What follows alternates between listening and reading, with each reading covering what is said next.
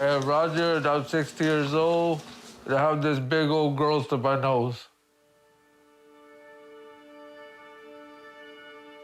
They have little holes in it. That's where all the pus comes out. I could feel it all wet on my nose. My nose itches a lot. It gives me pains on all the cracks. And it's heavy. I can't breathe through my nose because of the heaviness. I used to look normal. I used to have a nice nose because I used to have a lot of girlfriends. But I had this growth for about 11 years. It was just the size of a pimple. And then it started bleeding, and it started getting bigger and bigger. And then it was the size of a tennis ball. And look at now. I went to a couple of hospitals, but they didn't want to help me.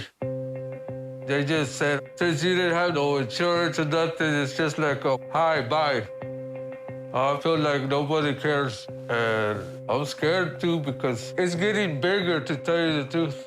And I don't want it no bigger.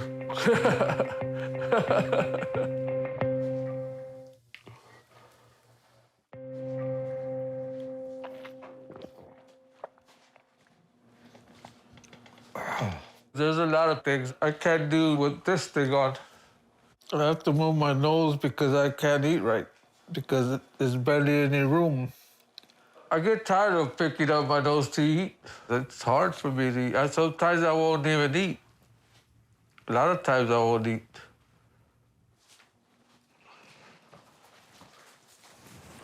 Oh. I'm thinking about this nose every day, even when I'm sleeping. I can't breathe through my nose because of the heaviness. I have to breathe with my mouth. I have to lift this one up to breathe with my right side. And I can talk better.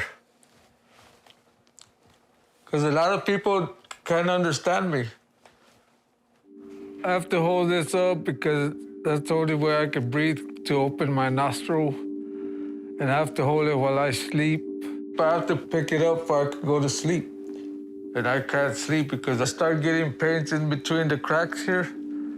And I just might as well stay up. Well, hello, you must be Roger. Hi. And Tori, I'm his niece. Niece, okay. Well, I'm gonna take my mask off. You don't mind, yes, I'm taking it off. My goodness. Okay, so when did you get this? About 12 years ago. Okay, oh, there's a fly. Get the fly out of the way. They're gonna be getting on here because if it's leaking a little bit, they Oh, they are attracted to it? You think so? It looks like it bleeds a little bit underneath here, too. Right here. Right, right. Like it's not getting enough good blood supply all the way down there, you know?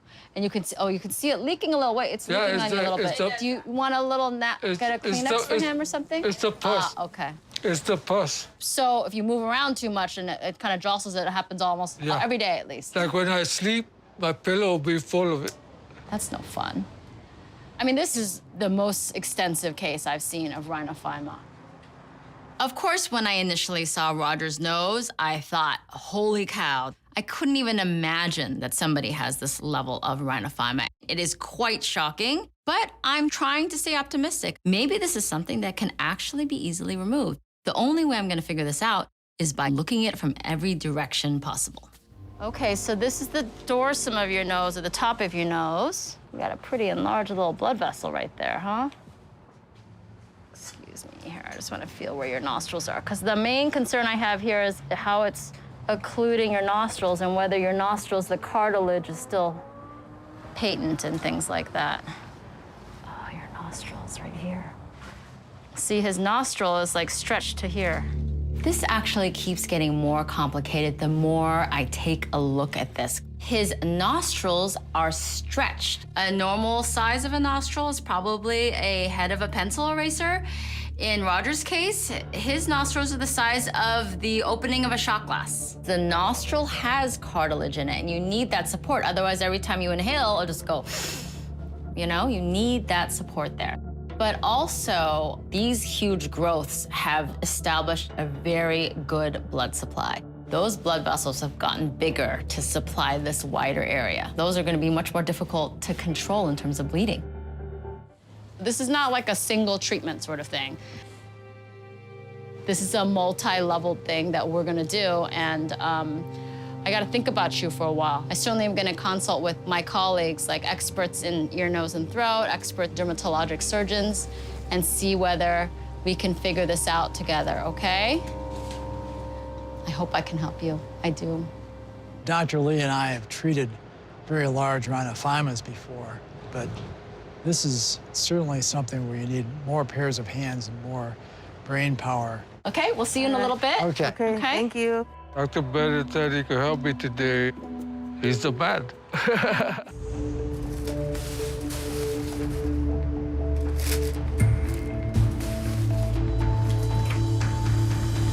Do you find it by trying to clamp it first? I'm thinking maybe make a little incision here and see, when you reflect this back, see what's going on here. The goal here is to really try to find the main vessel that is supplying this growth specifically and try to tie that off. Well, I can see that thing just jumped right out. Let me see. This tumor has obviously gotten its blood supply from somewhere, and I'm a little concerned about that. Not too bad there. Part one, Well, I'm not. maybe. Well, I'm wondering.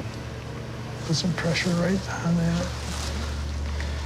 All right, so this is like not more bleeding there. Okay. Dr. Bennett is seeing more blood than we expected, and if we can't get this under control, we might have to stop. Keep holding pressure on that. But does that look like it's gonna stop?